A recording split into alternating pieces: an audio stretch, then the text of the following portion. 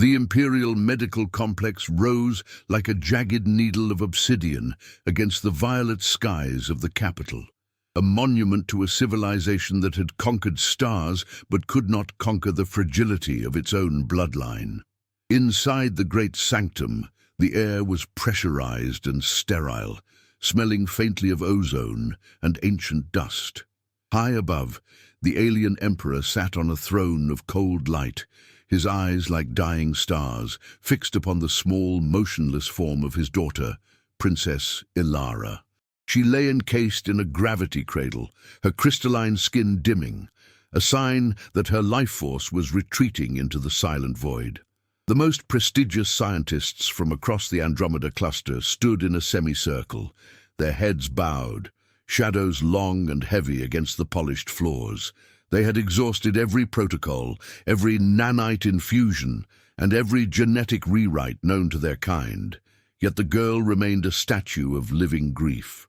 Among this assembly of titans stood Elias Thorne, a man whose presence felt like a smudge of common dirt on a silk tapestry. Dressed in a worn canvas jacket that still carried the faint scent of New York rain and old motor oil, he looked profoundly out of place. Elias was not a doctor, nor a mystic. He was a man who had spent 15 years in a small apartment in Queens, breathing life into a daughter the world had told him was a lost cause. He held a small, battered leather case in his calloused hands, his knuckles white. The invitation to this distant world had come through a series of unlikely coincidences, a desperate reach by an Imperial scout who had witnessed Elias's quiet work back on Earth. To the generals, he was a curiosity. To the Emperor, he was a final, bitter insult to their failing science. The silence in the room was a physical weight, broken only by the rhythmic hum of the life support machines that sounded like a slow, metallic heartbeat. The Empress stood to the right of the cradle, her face a mask of regal indifference that failed to hide the tremor in her four-fingered hands. She had watched her daughter's light fade for 3 solar cycles, and her heart had become a fortress of ice to survive the coming thaw of death.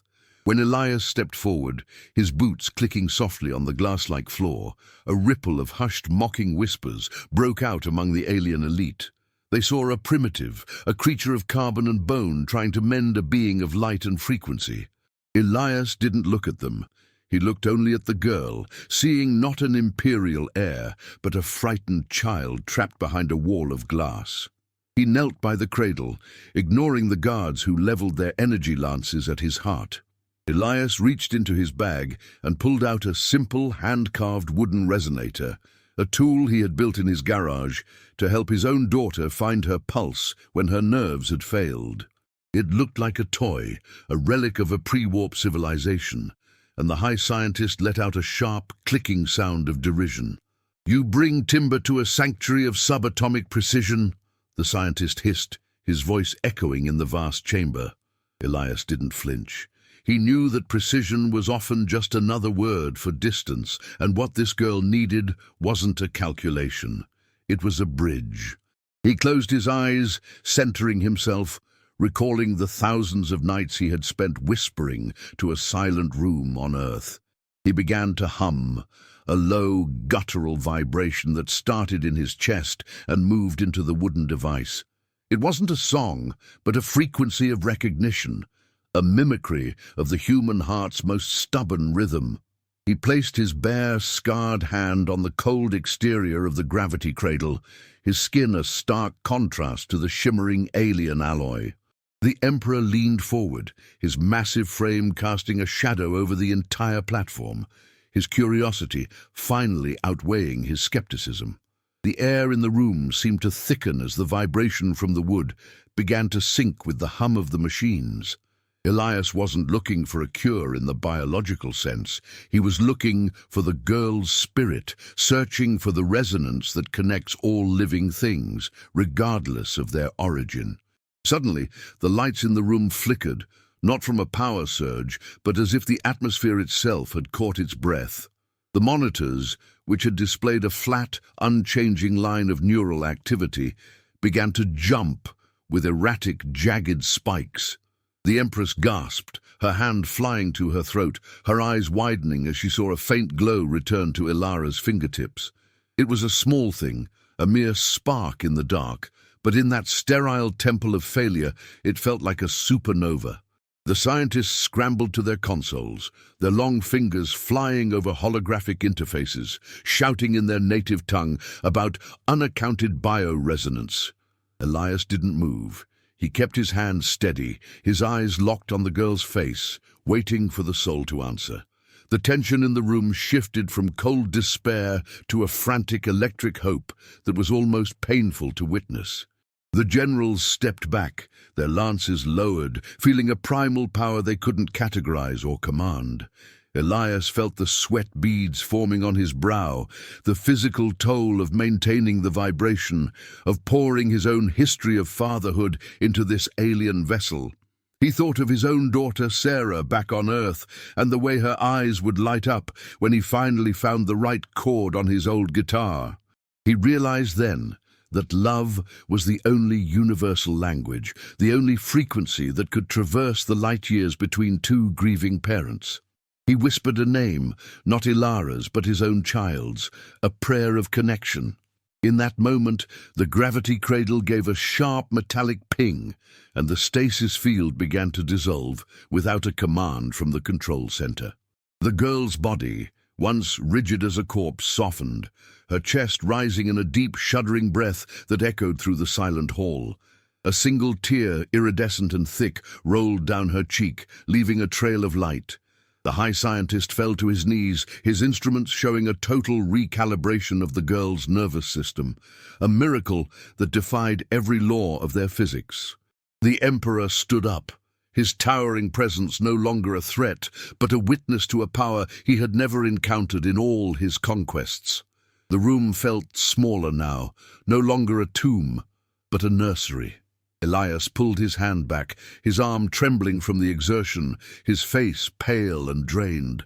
He looked up at the Empress, who was frozen in place, her eyes fixed on the small hand of her daughter that was now twitching, searching for something to hold. The silence that followed was different. It was the silence of a world being reborn. The human father, the man with no title and no rank, stood up slowly, his knees popping, his jacket rumpled. He looked like he wanted nothing more than to go home and sleep for a century. He had done what the gods of this world could not, and the weight of that truth began to settle over the assembly like a heavy shroud. The Empress finally moved, her regal grace replaced by a frantic, desperate humanity as she stumbled toward the cradle. She didn't look at the monitors or the scientists. She looked only at the human who stood before her. Her eyes searched his, looking for the secret, the hidden weapon, the advanced tech he must have used. But all she saw was a tired man who knew the weight of a sick child's hand in the middle of the night. The realization hit her like a physical blow, shattering the icy walls she had built around her heart. She looked at her daughter, who was now opening her eyes that were no longer vacant, but filled with the recognition of life. The Imperial Guard moved to intervene, but the Emperor raised a single hand, a gesture of absolute command that silenced the room. He walked down the steps of his throne, his footsteps heavy and rhythmic, until he stood face to face with Elias. The contrast was staggering. The titan of a galactic empire and the father from Queens. For a long moment, they simply stared at each other, two fathers standing on the edge of a miracle. The Emperor reached out, his massive clawed hand hovering near Elias's shoulder, a gesture of respect that had never been granted to a lesser being in the history of their reign. The atmosphere was thick with the scent of ozone and the sudden, overwhelming fragrance of alien flowers blooming in the vents. "You," the Emperor rumbled, his voice a vibration that Elias felt in his marrow, "did not use science." It wasn't a question, but a revelation that shook the foundations of their culture. Elias shook his head slowly, a faint, weary smile touching his lips. "I just used what was already there," he replied, his voice raspy and humble. I just reminded her that she wasn't alone in the dark. In that instant, the catalyst was complete. The story of an empire had been rewritten by a man who had only come to help a child. The spark had been lit, and the fire of change was about to consume everything they thought they knew about power and love. The following days were a whirlwind of celestial politics and whispered conspiracies that Elias Thorne barely understood and cared for even less. He was moved from the cold, sterile infirmary to a guest wing that felt more like a golden cage, with walls made of living coral and windows that looked out over a city of floating spires. While he wanted to be at Ilara's side, he was constantly intercepted by advisors, theologians, and military leaders who demanded to know the specifications of his miracle. They poked at his wooden resonator with scanners, analyzed his DNA for psionic potential, and debated whether his presence was a blessing or a biological threat. Elias felt the walls closing in, the pressure of being a symbol instead of a person, while his heart remained tethered to the recovering girl in the great sanctum. Inside the imperial family, a different kind of conflict was brewing, one that threatened to tear the throne apart from the inside. The Empress, moved by the sight of her daughter's recovery, began to question the very foundations of their cold, logic-driven society, much to the Emperor's growing unease. She spent her hours in the nursery, watching Elias work with Ilara, seeing the way he spoke to her in soft English, telling her stories of the Brooklyn Bridge and the way the snow looked on Christmas morning. The Emperor saw this as a weakness, a departure from the stoic strength required to rule 1,000 worlds. He was caught between his love for his daughter and his fear that this human's influence would dissolve the discipline of his people. The high scientist, humiliated by his failure, began to sow seeds of doubt among the Council of Sages, suggesting that Elias had used some form of primitive hypnosis that would eventually fade, leaving the princess in a worse state than before. He argued that the human was a parasite, feeding off the princess's latent energy to create a temporary illusion of health. This tension trickled down through the imperial court, creating factions, those who saw Elias as a prophet of a new age of empathy, and those who saw him as a dangerous sorcerer who needed to be neutralized. Elias could feel the shifting winds, the way the guards looked at him with a mix of awe and predatory hunger, waiting for him to slip. Amidst this geopolitical storm, Elias struggled with his own internal ghosts, the memory of his wife's death and the agonizing years spent watching his own daughter, Sarah, struggle for every breath. Being in this alien palace, surrounded by infinite resources, made him feel a bitter resentment for the struggles he faced back on Earth, where he had to choose between medicine and rent. He looked at the Empress, draped in jewels that could buy a continent, and saw a woman who was just as trapped as he had been in his walk-up apartment.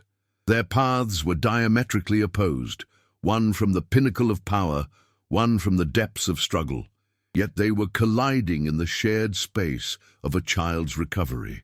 The princess herself became the center of a tug-of-war between the old ways and the new.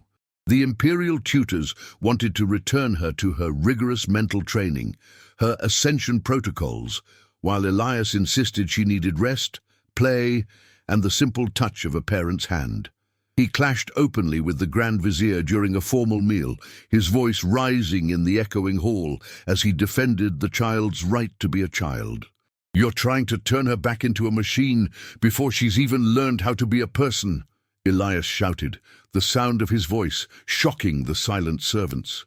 The Empress watched him, her eyes burning with a strange new fire, while the Emperor's grip on his chalice tightened until the metal groaned. Outside the palace walls, rumors of the human miracle began to spread to the common citizens, the workers who labored in the subterranean crystal mines, and the pilots who braved the void. They began to gather at the gates, leaving small tokens, stones, flowers, carved bones, in a silent demonstration of hope. This grassroots movement terrified the military, who feared that the humans' message of love over logic would lead to a revolution. The streets of the capital became a tinderbox, with the secret police patrolling the shadows, looking for any sign of dissent inspired by the stranger from Earth. The conflict was no longer just about a sick girl, it was about the soul of a civilization. Elias found himself increasingly isolated, his only ally being the Empress, who visited him in the dead of night to learn more about his world. They sat on the balcony, the strange stars of Andromeda reflected in her dark eyes as he told her about the messy, chaotic, and beautiful nature of human emotion. "On my world, we don't have your tech, so we have to rely on each other," Elias said, his voice soft against the humming wind. "We break, and then we heal, and that's where the strength comes from." The Empress listened with a hunger that was almost frightening, realizing that her entire life had been a performance of perfection that left her hollow. The Emperor, feeling his control slip, summoned Elias to a private chamber beneath the throne room, a place of shadows and ancient machines.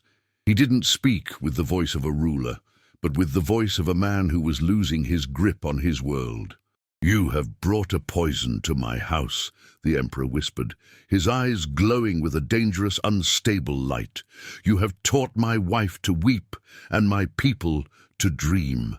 These are things we discarded to survive the Great Silence." Elias stood his ground, his heart hammering against his ribs, but his gaze remained steady. "If you have to kill the heart to survive, then you're already dead," Elias countered, a bold defiance that could have ended his life then and there. The tension reached a breaking point when Elara had a minor relapse, a sudden drop in her bioresonance that sent the palace into a panic.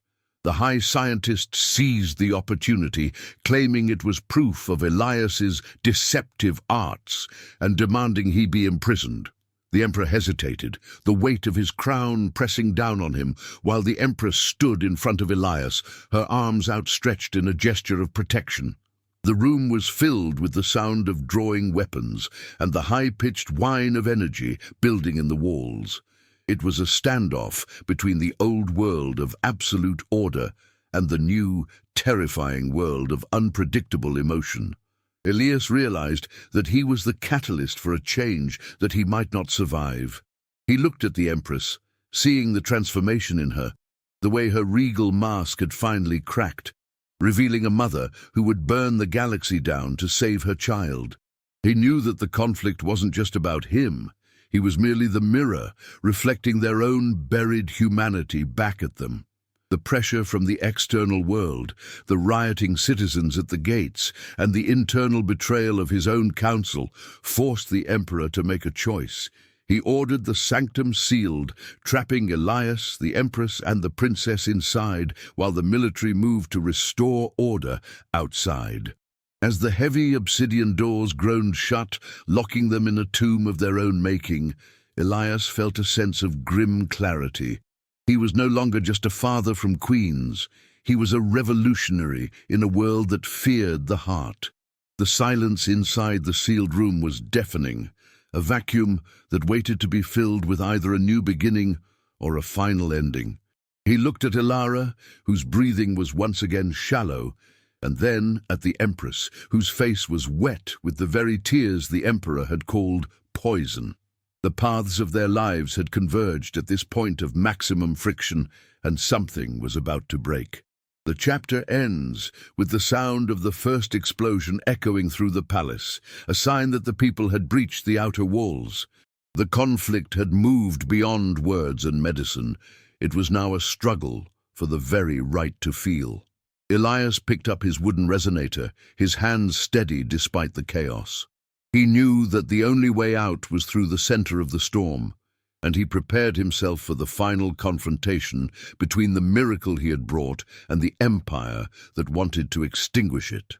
The bridge he had built was under fire, and he was the only one who could hold it open. The obsidian doors of the sanctum didn't just vibrate from the explosions outside. They seemed to groan under the collective weight of a civilization's dying structure. Inside, The atmosphere was thick with the scent of ozone and the heavy metallic tang of fear. The High Scientist, having bypassed the Emperor's seal with an ancient override code, burst into the room, followed by a squad of elite purifier droids, cold, autonomous machines designed for surgical elimination. He wasn't there to save the princess. He was there to sanitize the imperial bloodline of the humans' influence. Elias stood in front of Ilara's cradle, his small wooden tool looking pathetically small against the glowing energy cannons of the droids, yet he didn't move an inch. The break happened in 3 dimensions at once: the breaking of the palace walls, the breaking of the Emperor's law, and the breaking of Ilara's physical constraints. As the High Scientist ordered the droids to seize Elias, the Empress did something unthinkable in their culture. She attacked a member of the High Council.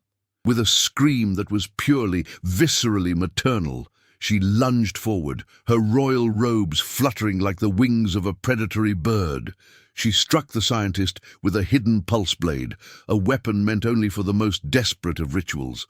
The room exploded into a chaotic blur of light and violence, the sterile silence shattered by the sounds of a family falling apart. But the true rupture came from Ilara herself. As the stress in the room peaked, her body didn't fail, it transcended. The miracle Elias had started wasn't a temporary fix. It was an awakening of a latent power that had been suppressed by centuries of emotional stagnation. Her skin began to glow with a blinding, incandescent light that didn't just illuminate the room. It felt like it was peeling back the layers of reality. The gravity cradle began to disintegrate, the metal turning into fine, floating dust as the laws of physics around her simply ceased to apply. Elias felt the air leave his lungs, his hair standing on end as the sheer magnitude of the energy washed over him. The High Scientist screamed in terror, his logic failing him as he witnessed a biological ascension that shouldn't be possible.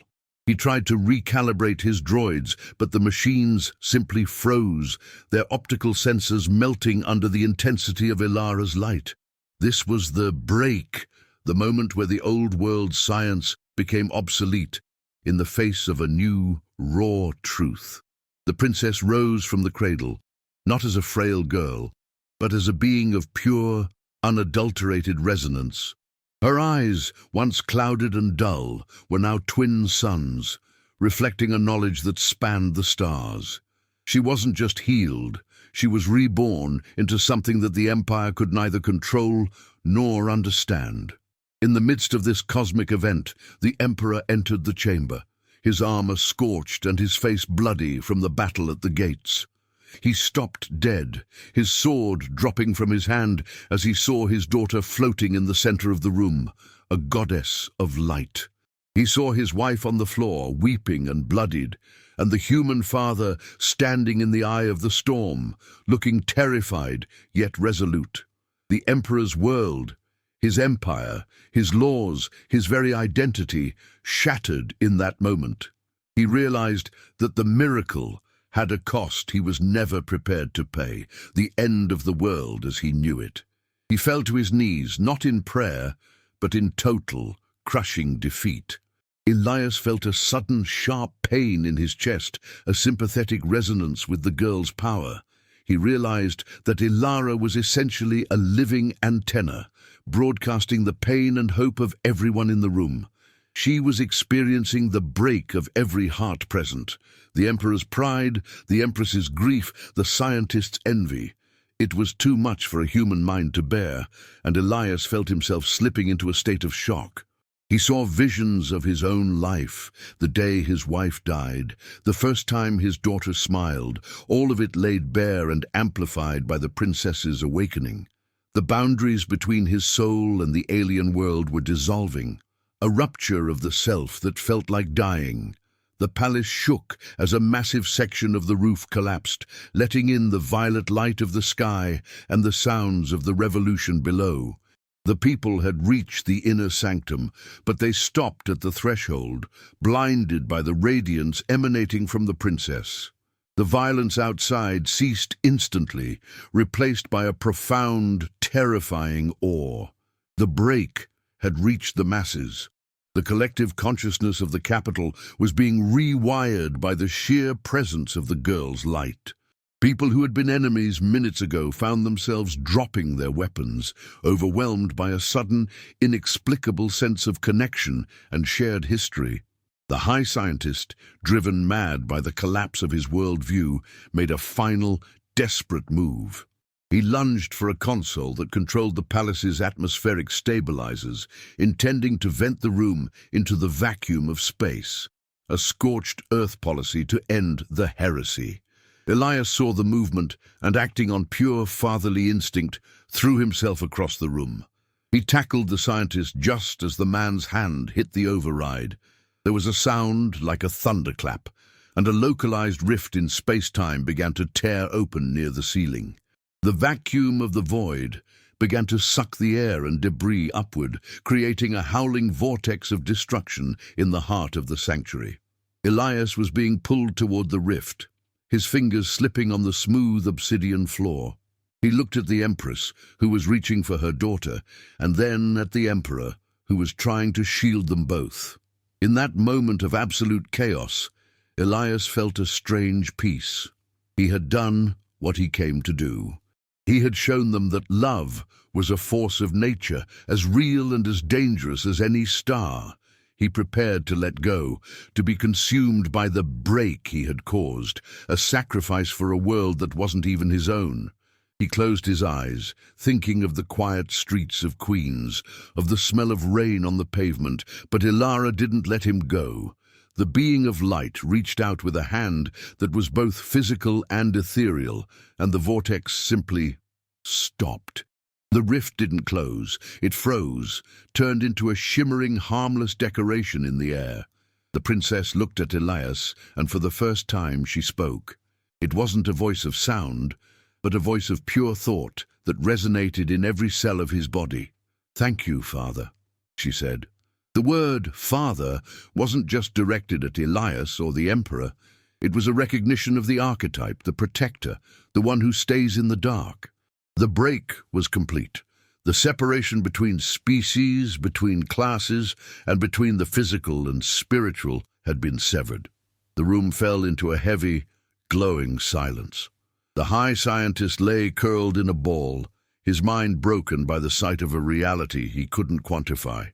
The Empress stood up, her face transformed, no longer a mask of royalty, but a map of raw, beautiful emotion. She walked toward Elias, who was gasping for air on the floor, and knelt beside him. The break had left them all exposed, stripped of their titles and their armor. They were just people now, standing in the ruins of a temple, bathed in the light of a miracle that had become a revolution.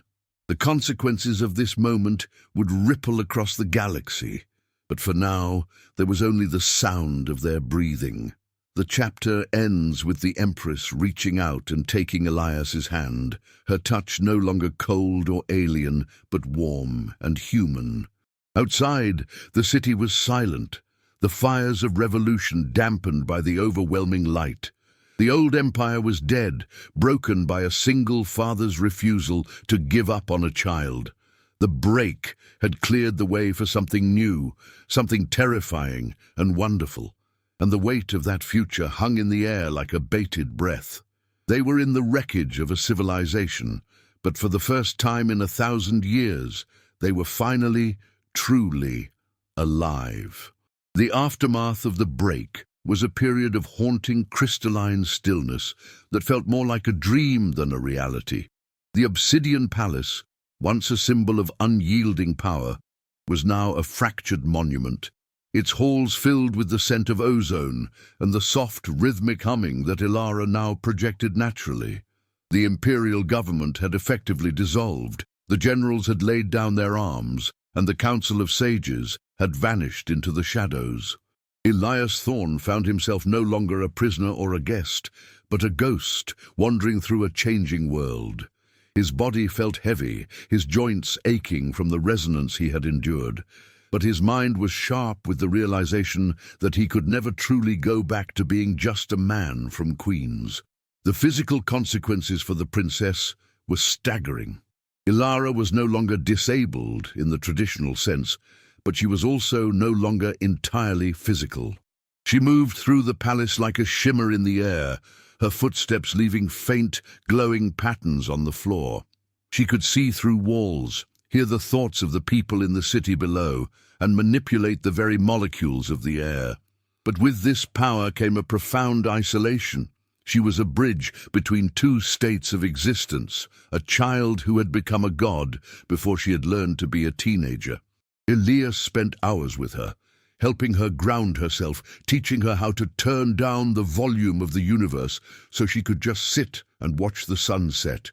The Empress underwent the most dramatic internal transformation. The woman who had once been a pillar of cold protocol was now a creature of raw, unfiltered empathy. She had abandoned her royal vestments for simple woven robes, spending her days among the people who had been injured in the riots, using her own hands to tend to their wounds. The psychological shock of seeing her daughter become a celestial being had shattered her ego, leaving behind a soul that felt every pang of suffering in her city. She and Elias formed a silent, profound bond, a partnership of two parents who had survived a catastrophe and were now trying to navigate the wreckage of their lives. For the Emperor, the consequences were bitter and transformative. He had lost his empire, his authority, and his understanding of the universe. He spent most of his time in the lower gardens, staring at the statues of his ancestors, trying to reconcile their legacy of conquest with the miracle of his daughter's light. He was a man who had been built for war and order, now living in a world of peace and chaos. He began to talk to Elias, not as a ruler to a subject, but as a student to a master. He wanted to understand the smallness of human life, the way Elias could find joy in a cup of coffee or a well-worn book. The Emperor was learning to be small, and it was the hardest battle of his life. In the city below, the consequences were felt in a shift of the social fabric. The rigid caste system of the alien society had collapsed overnight. Without the Emperor's law to enforce it, and with the princess's light as a constant reminder of their shared nature, the citizens began to organize themselves into communes based on mutual aid rather than imperial decree. The human miracle became a folk legend, and Elias's name was whispered in the streets like a prayer. However, this change wasn't without its shadows. There were those who still clung to the old ways, hiding in the dark, waiting for the human poison to fade so they could reclaim their power. Elias himself struggled with a growing sense of displacement. He missed the noise of the subway, the smell of the corner deli, and the simple, uncomplicated love of his own daughter, Sarah. He had been away from Earth for months, and the weight of his absence began to pull at him. He felt like a man who had jumped into a river to save a drowning child, only to find himself swept miles downstream into a strange and beautiful ocean. He was a hero here, but he was a stranger to himself. The consequences of his miracle had given Ilara a life, but they had effectively ended his own life as he knew it. He began to feel the first stirrings of a profound existential grief. The technological consequences were equally significant. The imperial science, which had been based on manipulation and control, began to shift toward resonance and harmony. The high scientists' research was discarded, replaced by studies into bio-emotional frequencies, a field Elias had inadvertently pioneered with his wooden resonator. The machines of the city began to change, their harsh metallic whirring replaced by the soft melodic tones of Ilara's influence. The very architecture of the capital began to soften, the sharp edges of the obsidian buildings rounding out as if the stone itself was responding to the change in the atmosphere. As the weeks passed, a new dynamic emerged between the four of them: the Emperor, the Empress, the Princess, and the father. They became a family of sorts, a strange multi-species unit forged in the fire of a miracle. They ate together in the ruins of the dining hall, the princess glowing softly at the head of the table. They talked about the future, about how to rebuild a civilization that was no longer based on fear. But beneath the hope, there was a lingering tension, a feeling that the consequences weren't yet finished. The universe has a way of seeking balance, and the miracle Elias had brought was a massive weight on the scales. One evening, Elara took Elias to the highest spire of the palace. The sky was a deep, bruised purple, and the stars seemed closer than ever. She pointed toward a faint blue spark in the distance. Earth. "You want to go back?" she said, her voice a vibration in his heart. Elias didn't lie. He couldn't lie to her anymore. "I have a daughter there," he said softly. "She's waiting for me." Elara looked at him with eyes that saw everything. "The miracle I am is because of the love you have for her," she said. "But the bridge you built works both ways, Elias. You changed us, but we have changed you. You can never truly go back to being just a man." The psychological impact of this statement hit Elias like a physical blow. He realized that the miracle hadn't just healed Elara. It had permanently altered his own DNA, his own soul. He was now a part of this world's resonance.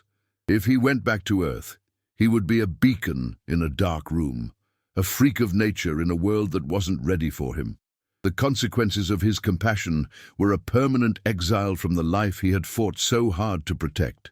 He sat on the edge of the spire, looking at his home world, feeling a tear roll down his cheek. He was the man who had saved an empire, but he was also the man who had lost his place in the universe. The chapter ends with a subtle, chilling revelation.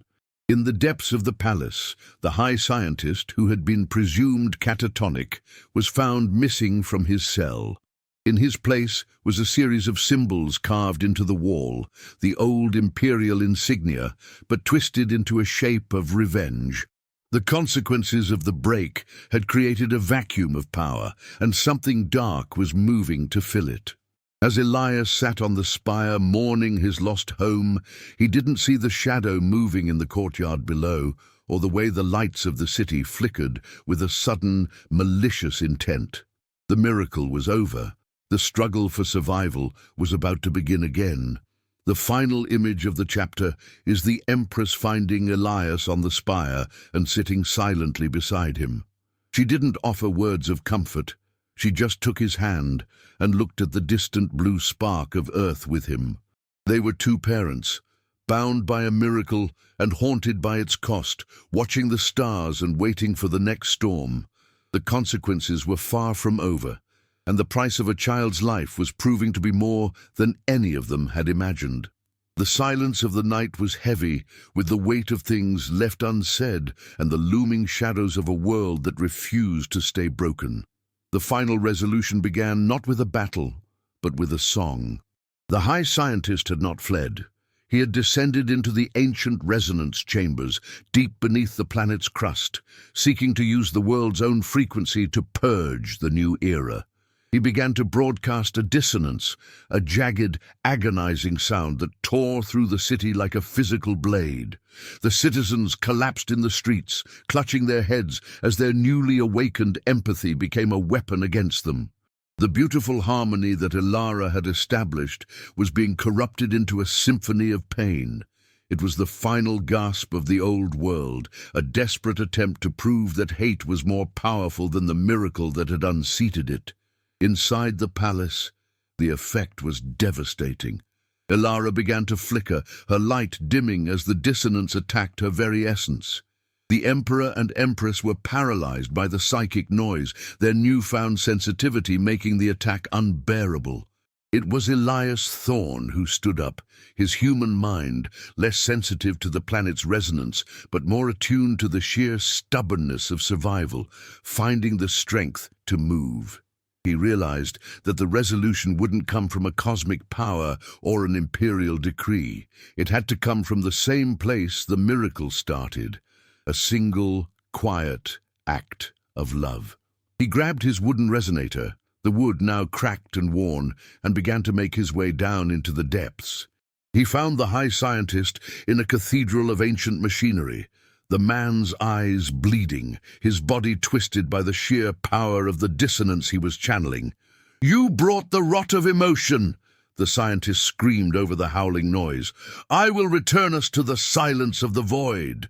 Elias didn't argue. He didn't use a weapon. He simply walked into the center of the chamber, the vibrations so intense they threatened to shatter his bones. He sat down on the cold floor and began to hum, the same low, steady rhythm he had used in the great sanctum. He wasn't trying to fight the noise. He was trying to find the person inside the monster. As Elias hummed, he visualized his own daughter, Sarah, and the years of quiet, invisible labor he had put into her life. He poured that memory of endurance into the room, creating a small pocket of absolute human stillness. The dissonance hit his wall of love and began to soften. He wasn't a god, and he wasn't a king. He was just a father who knew that the only way to stop a scream is to offer a whisper. The high scientist paused, his hand trembling on the controls, as the frequency of Elias's humanity began to entwine with the planet's core. The noise slowed, the jagged edges rounding off into a mournful, beautiful melody. Upstairs, Ilara felt the shift. She drew on Elias's strength, using his human groundedness to stabilize her own celestial power. She descended into the chamber, her light no longer a blinding sun, but a soft, warm candle. She walked to the high scientist and placed a hand on his brow. The man didn't explode, he simply let go. He fell to his knees, the dissonance dying away into a profound, healing silence. The resolution was reached not through destruction, but through inclusion. The scientist wasn't killed, he was finally seen. The darkness of the old world was absorbed into the light of the new, neutralized by the one thing it couldn't account for: forgiveness. In the quiet that followed, the Emperor and Empress arrived, finding Elias exhausted and grey-faced in the center of the room. The Emperor looked at the high scientist, then at Elias, and finally at his daughter. He realized that true power wasn't the ability to command, but the ability to endure and to heal. He knelt before Elias, not as a subject, but as a brother. "You have saved us twice," the Emperor said, his voice thick with emotion, "once from death and once from ourselves." The Empire was officially gone, replaced by something they called the Resonant Union, a society built on the principles Elias had lived his entire life. The time for Elias to leave had come. Ilara had used her powers to stabilize a rift that would lead him back to Earth, to his own daughter. They stood in the ruined courtyard, the violet sun setting for the last time on Elias's journey. The Empress approached him, her eyes bright with unshed tears. She didn't say thank you. She simply hugged him, a human gesture she had learned from watching him. When she pulled away, she was no longer a queen, but a mother whose daughter had a future. "Tell your Sarah," the Empress whispered, "that she has a sister among the stars." Elias turned to Ilara. The girl, who had been a hopeless case, was now a radiant, vibrant soul, the guardian of a new world. She looked at him with a love that transcended language. "I will keep the bridge open, Father," she said. "The music you started will never end." Elias felt a pang of sadness, knowing he was leaving a part of himself behind, but he also felt a profound sense of completion. He had been a man who felt he had nothing to offer the world, and he had ended up changing the fate of an entire galaxy by simply being a father. He stepped into the shimmering light of the rift, clutching his wooden resonator to his chest. The transition was a blur of colors and sounds, a rush of memories and light years. When he opened his eyes, he was standing in his small, cluttered apartment in Queens. The smell of old books and Manhattan rain greeted him. It was quiet, the normal, beautiful quiet of home. He heard a soft sound from the other room, the creak of a bed, a familiar cough. He dropped his bag and ran toward the sound, his heart pounding with a joy that was more powerful than any imperial miracle. He found Sarah sitting up in bed, looking stronger than he had ever seen her. She looked at him, her eyes wide with wonder, and then she smiled, a smile that was mirrored by a girl 1 billion miles away. "Dad," she whispered. Elias fell to his knees by her bed, burying his face in her hands, weeping with a gratitude that shook his entire being. The Empress's daughter had been saved, but so had his own. The miracle had travelled through him, fueled by his love, and had come full circle. He was home, and for the first time in his life he didn't feel like a man who was losing. He was a man who had won everything. The story ends with a view of the night sky over New York City. Among the flickering lights of the skyscrapers and the distant stars, one star seems to pulse with a steady, iridescent glow, a violet spark in the dark. In that small apartment, a father and daughter sit together, watching the city breathe. Elias Thorne, the man with no rank and no title, had changed the universe. But as he held his daughter's hand, he knew the greatest miracle wasn't the light or the powers. It was the simple, quiet truth that he was her father, and she was his world. The resonance of love had found its final, perfect chord. The final frame is the wooden resonator sitting on the bedside table, glowing faintly in the dark, a bridge of wood and heart that connected two worlds forever. The single father had given the Empire a miracle, but the Empire had given him back his life. The silence of the room was no longer empty. It was filled with the music of 1,000 stars, all singing the same song.